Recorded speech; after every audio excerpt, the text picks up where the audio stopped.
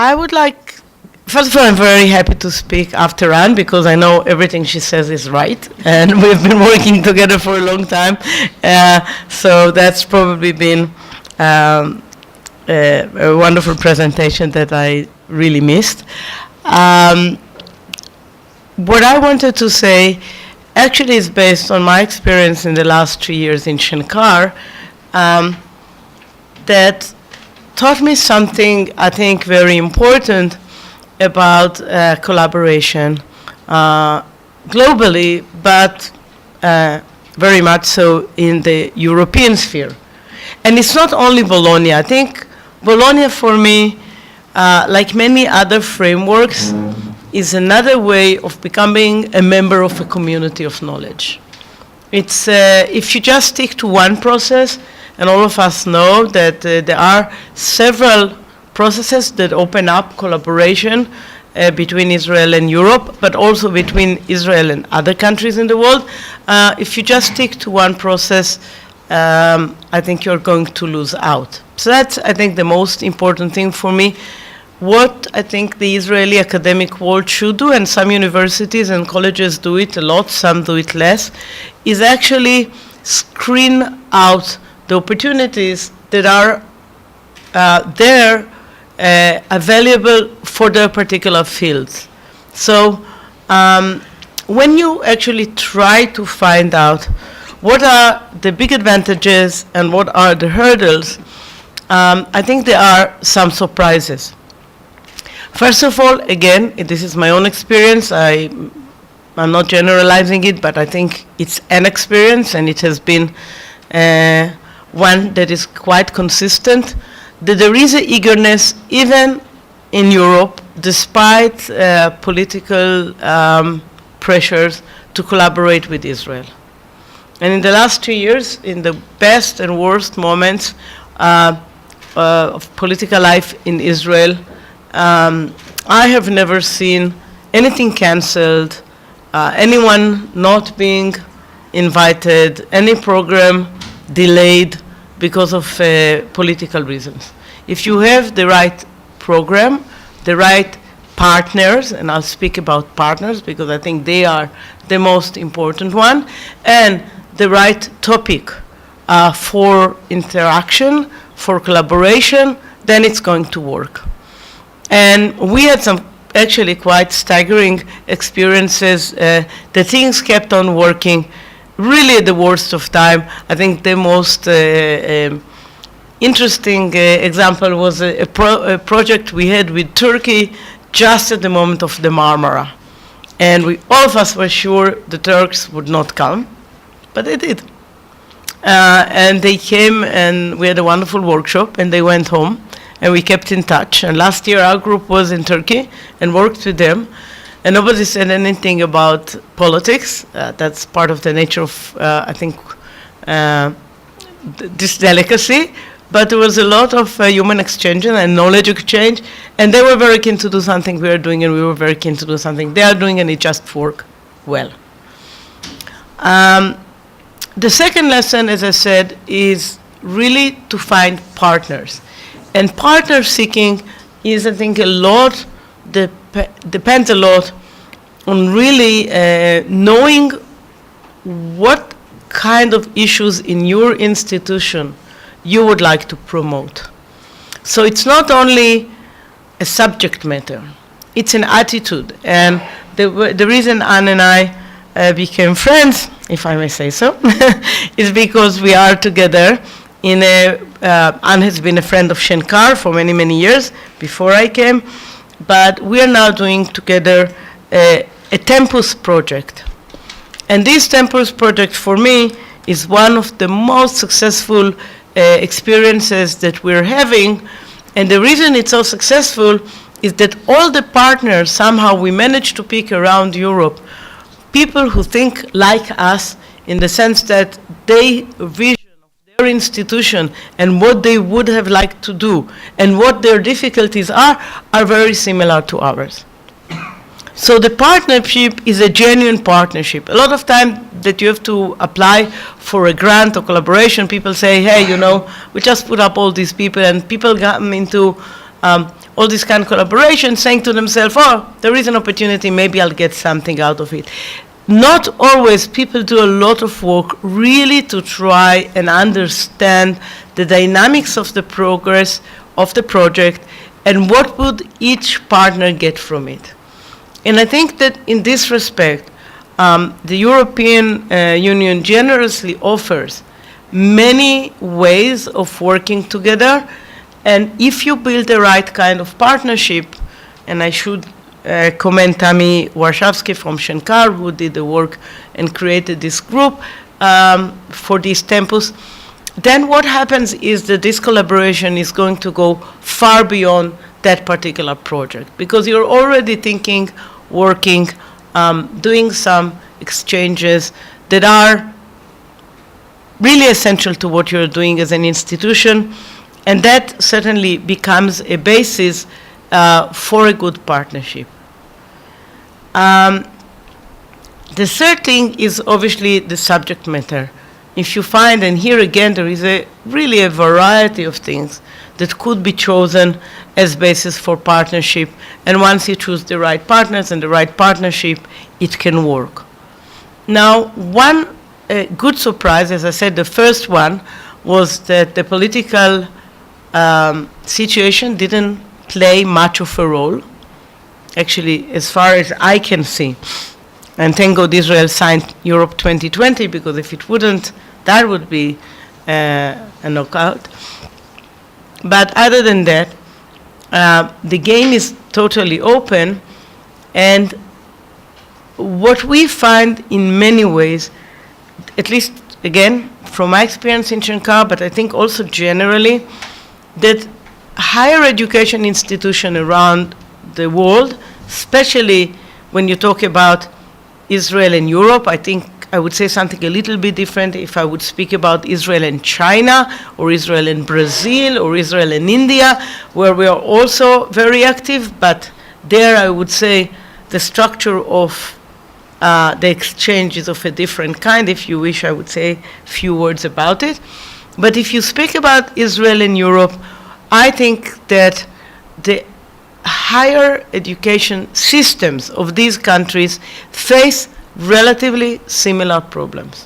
When I speak now with the presidents of universities and colleges around Europe, what I find is that they ask themselves, both from the administrative point of view, but also from the curricular point of view, very similar questions to the ones we are asking. In our Tempus program, we are asking questions about how to teach design and engineering, and it's a really universal issue. I mean, it's not something that is particularly of interest to us or to them. It's something that we are struggling with together. And the fact that we can do it together gives us a larger perspective, better ideas, and better opportunities to pick and choose some very good things that have been already happening in other institutions in order to try and bring it back home. So I think that Israel could be very proud in this respect that we are at the level of the higher education, of the best higher education institutions in Europe, and we can match ourselves to this university, and we can work with them as equals. And as I said, we face the same problem. We have the same kind of dilemmas. I just came back from London, where I met Paul Thompson, who is now the head of the Royal College of Art and Design, with whom we are having a very close relationship, and just finished a project with them. And after the summary of the project, we were starting to sort of talk a little bit about our visions and where do we find the major, most difficult issues to cope with. And he could be me and I could be him. Except for the fact that he, unlike me, when he has a drop of almost 20% in British applicants, which we luckily don't have yet, can bring foreigners, whereas the Israeli community, because of the language issue, this is an internal issue, it's not a Bologna process, it's us, should be thinking about, because that's the big market of students now, the big market of students that are willing to pay. The West is going to see a major a major withdrawal in the number of applicants from the developed countries.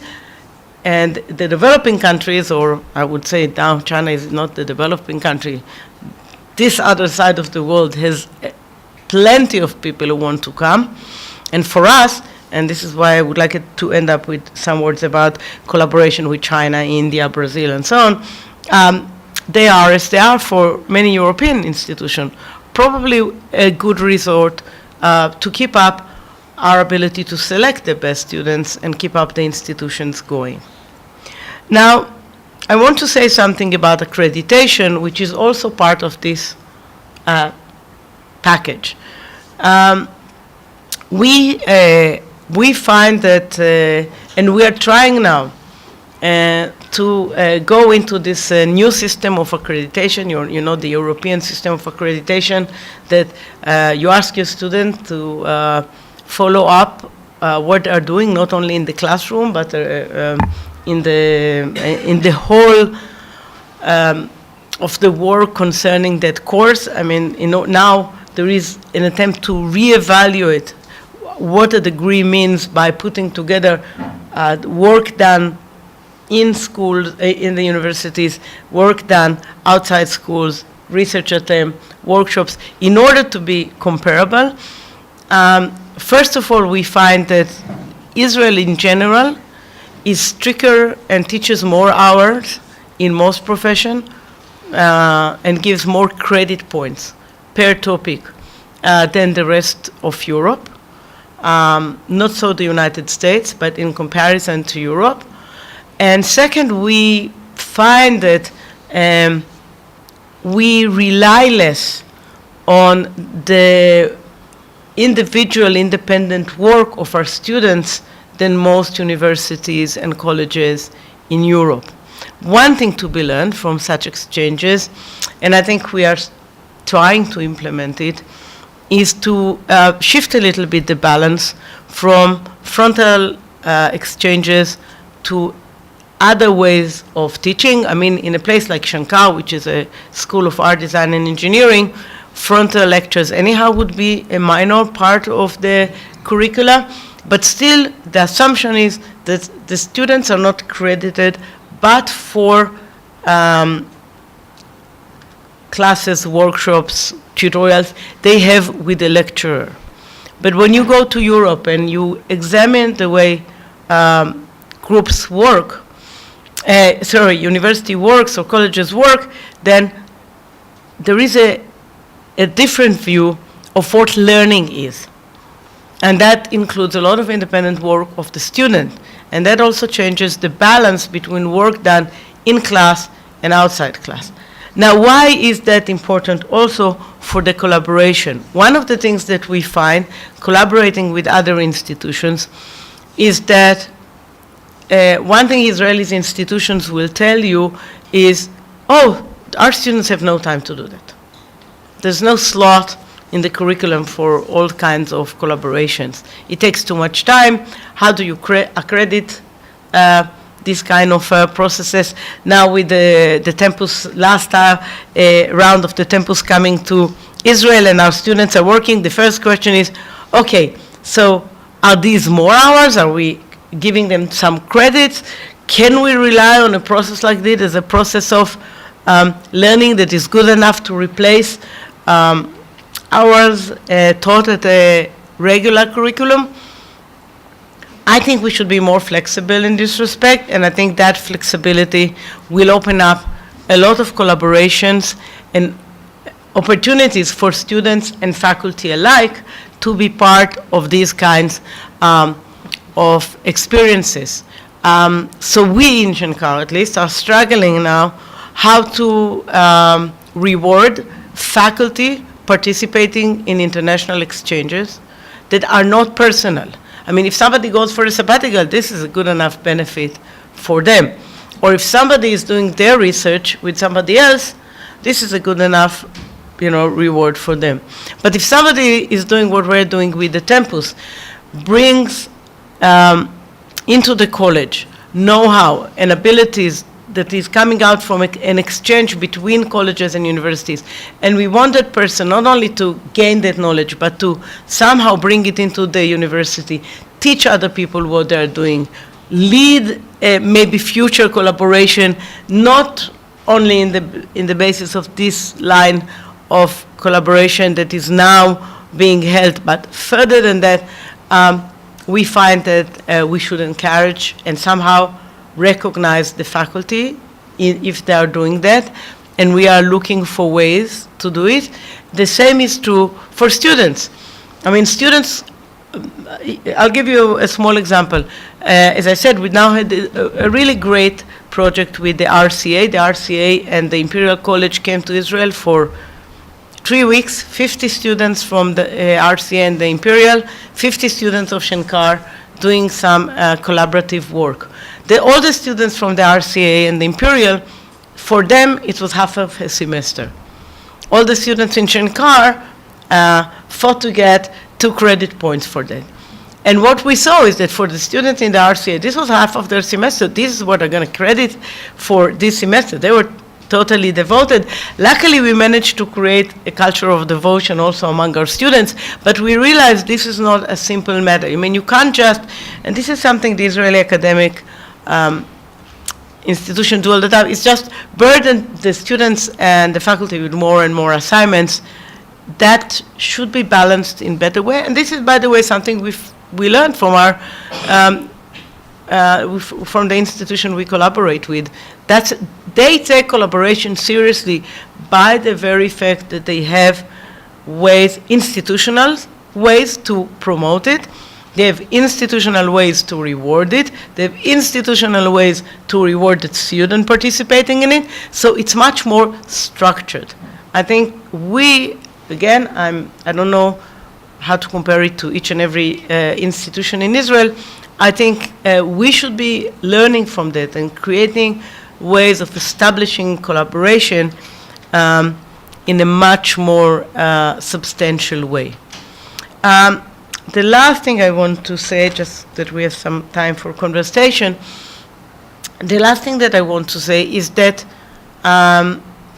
when you look over and beyond Europe for a moment and look at the way collaborations are now developing, I think we find in Shenkar, but I'm sure it's the case elsewhere, that there is, even if there is not a structured system like Bologna or the Erasmus or now all the new frameworks that are emerging, there is a great readiness to collaborate and an inherent assumption, or maybe 2 inherent assumptions. One general, that almost every project now around the world wants to be global. I mean, this is like, this is the 2 buzzwords now, like innovation and globalization, and maybe interdisciplinary. Everybody says all these things. But there's really a genuine will to participate in it. And institutions are reaching out for other institutions to partner. So it's a good moment for us as Israelis, because we have the openness to the United States, Canada, and then when I say India, Brazil, China, and so on. And we can bring them into collaborations that we are doing with Europe and sort of bring this mixed sort of group together in order to learn more from each other. So, for example, I think it's next week, when the Israeli, when the Higher Education Council brings together it's a national conference on higher education, we're having a roundtable with some of our campus partners and some of our partners from the United States. And the partners from the United States actually flew over because they were actually interested to see what happens in Europe. And they usually don't get into Europe because, like, they're Americans, they don't need Europe. But actually they do, and they would really like to know what's happening in Europe. And so suddenly we found ourselves sort of actually the matchmakers say, okay, we have this project where you can't participate in it because you are not European, but you can join us. So you can learn from what we're doing, and we'll share information, because the whole idea is sharing information and making it available for everyone. So we have now, this is one example, we have an example of a group from the Hong Kong School of Design coming to us to work with some Europeans, because they actually wanted to work with the Europeans, but it never worked out. We created this framework, now they are piggybacking on us, and we are very glad about it, because we're going to get something in return. And they're joining this opportunity. So for me, again, it's not about Bologna. It's about understanding that education is global, that your students will move in a global world. Who knows where they end? That they should be able to meet, while they're studying, people from other cultures, that they should meet students, and they should meet faculty. They should be able to work in an environment, in an intellectual environment that is different than the one they are growing up in. So they will be more mature and more ready in the future to be able to succeed in whatever they are doing. So the opportunities to send students over, to do exchanges, to bring groups, to do collaborations, to open up mutual projects, to sign research agreements. All these are, I think, for me, one big sort of horizon that we are really approaching that horizon, and we are becoming more and more part of that. Unfortunately, I don't think we're going to be ever full-fledged members of the Bologna process for political reasons. This is something that is over and beyond the abilities of Israel. I dealt with it a lot as a minister. It has to do with the cultural amendment that the European wants everyone who belongs to Bologna to sign on. Israel does not sign this, not so much because Israel objects to it, but because the United States didn't sign it. The United States doesn't want Israel to sign it, and we're not going to sign Bologna. That's the bottom line. However, I would say the Europeans are extremely generous, in my view, and the fact that we're not really members allows us to do still quite a lot of collaborations and cooperation, and it is a very good thing for this, for the academic world and for our community as researchers and learners to be part of that process. So I welcome the work done on Bologna. I mean, we should keep doing and exploring more and more abilities. I think we should be open to all the different projects that are now coming up together with Europe 2020. There are new ideas there, and many of them could be useful for us. And state by state, I mean, states also offer collaborations on a national basis. And that is, I think, a large part of what we should do. And if I can end with something that is a bit more, I would say, public rather than academic, I think it also does a great job for Israel. Most of the people who come here to collaborate with us, at least again from our experience, come back and view Israel very differently. It's not what we're doing in the program. We hardly speak about anything that is not totally well-defined by the project, but at the end of the day, I should say, without anyone here in Jerusalem being insulted, for a young person to spend a week in Tel Aviv, you can be sure they'll come again. So it works, the magic works. So that's just a few remarks, and I'll be glad to open up a conversation if there is a little bit. I think you have 3 or 4 minutes left.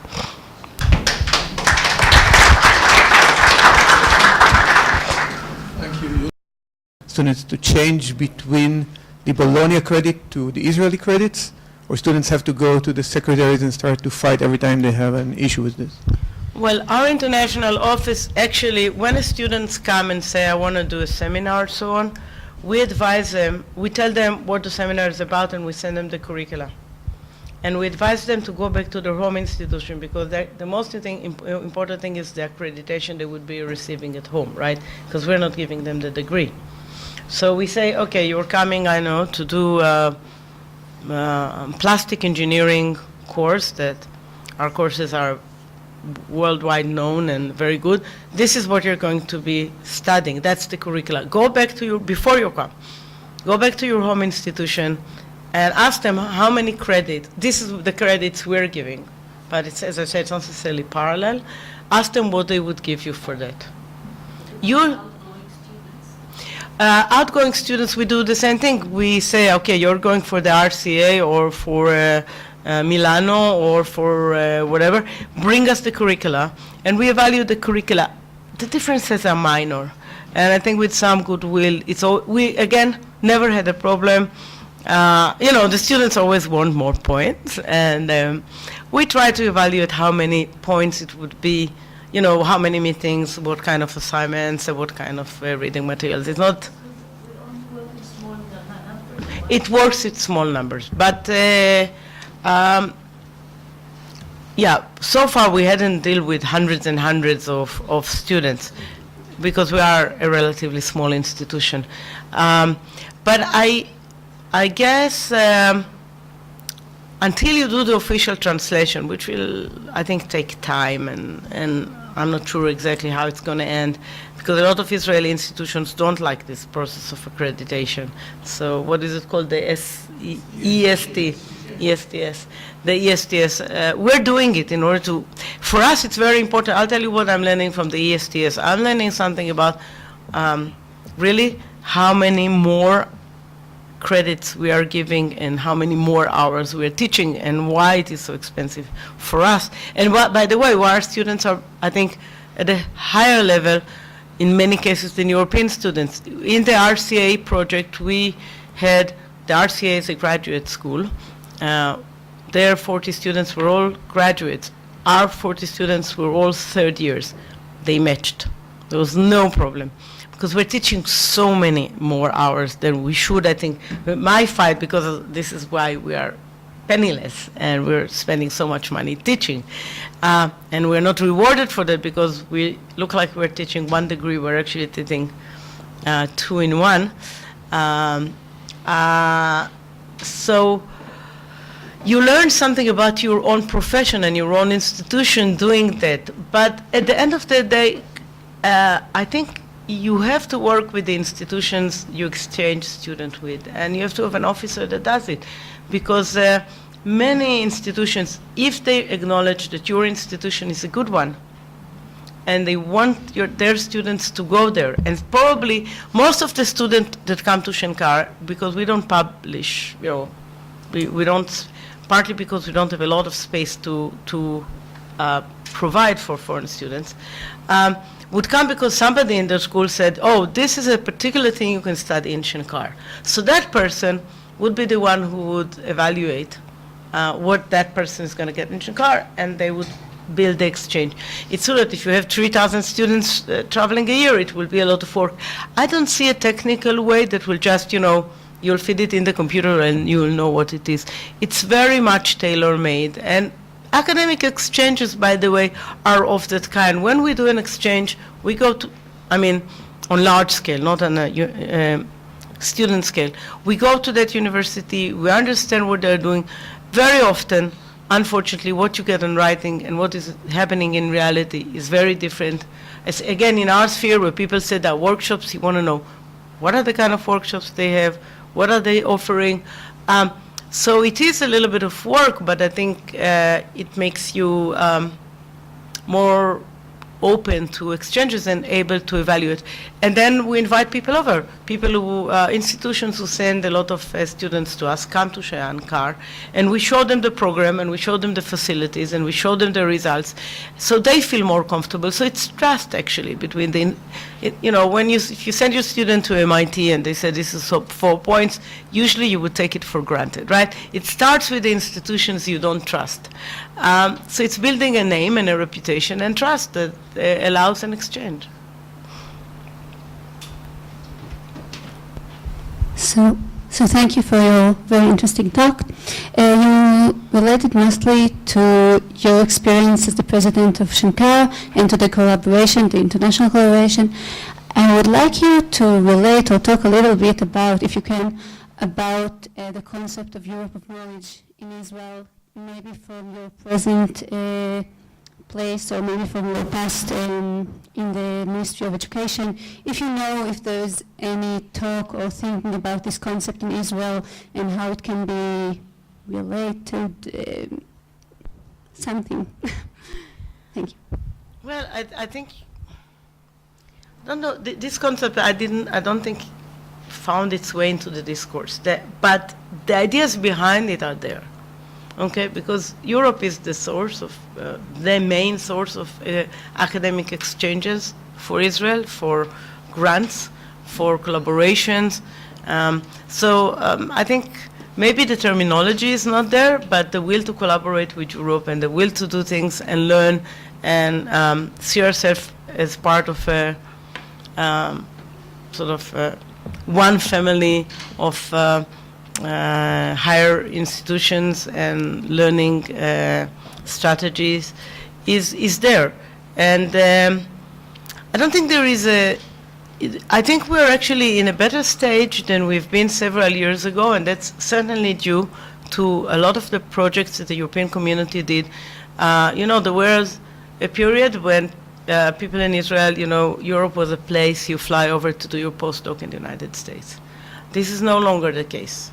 I think there's more and more interest in collaboration with Europe, and partly because there are resources, partly because the European community offers so much really generous collaboration.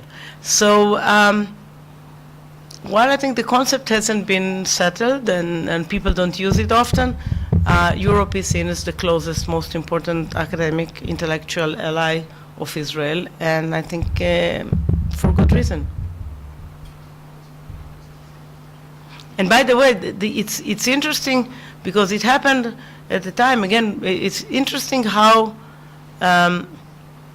it's almost independent from politics. I mean, it doesn't really work more with countries that were closer to them politically and less with countries that were less, close to politically. Somehow things happened quite independently, and I think it's good. It's a good thing. It's not, and in many ways, I think the academic community should let it be this way. I don't think that we need the governmental level to hug this process too closely to their heart, because that could just be an impediment. I think we should let it happen between ourselves, and this is where it flows, I think, more naturally and more, and more effectively. Any last comments? Okay, I think, first of all, I'd like to thank you, Yuli. You're welcome. Thank you.